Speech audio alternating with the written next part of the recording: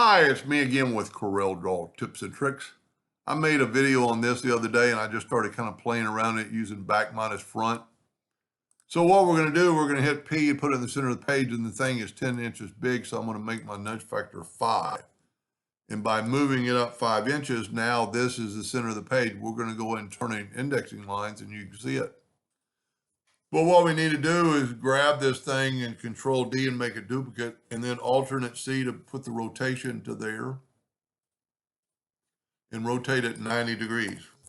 But now what we need to do is select this, and this one is the back and this one's the front, so we're going to go front, back minus front, and it took that scoop out. Now what we're going to do, we're going to go ahead and Control D to make a duplicate, alternate C to rotate it from the center, and we're going to rotate it 90 degrees. And what it did, it put each object. Now, for some reason, that white is showing through, and I do not know why. I can't really figure that out when I was playing with it. So what we're going to do, we're going to take this one and ungroup all,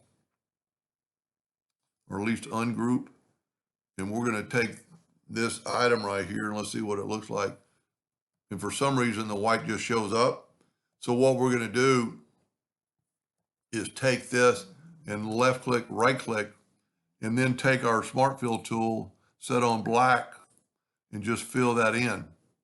And fill that in. So now it appears that they're, well, front minus back. Pretty cool design. I've got a little bit of a crease right there, and I don't know why that is happening. Let's left click, right click. Yeah, there's a little bit of a ghost line, I guess, there. Let's see if we can't delete that. And then take the Smart Fill tool. I think there's actually one right there. And take the Smart Fill tool, set on black again, and do it. And now it's perfect. I did see that ghost line earlier. But if we take the indexing lines away, now in this one I just did white. I didn't put a shadow on it. But I'm going to put the yellow box trick, go up to a object, order, back a page, and it's pretty cool looking. Now I'm off on a line right there, but let's see if we can't take away our, well, that should be a black line. There we go. Now let's put the yellow box back or not. Group this together, Control G. Let's go ahead and take a rectangle and put it over it, make it yellow. Go up to Object, Order, back a page. And you've got that pretty cool look.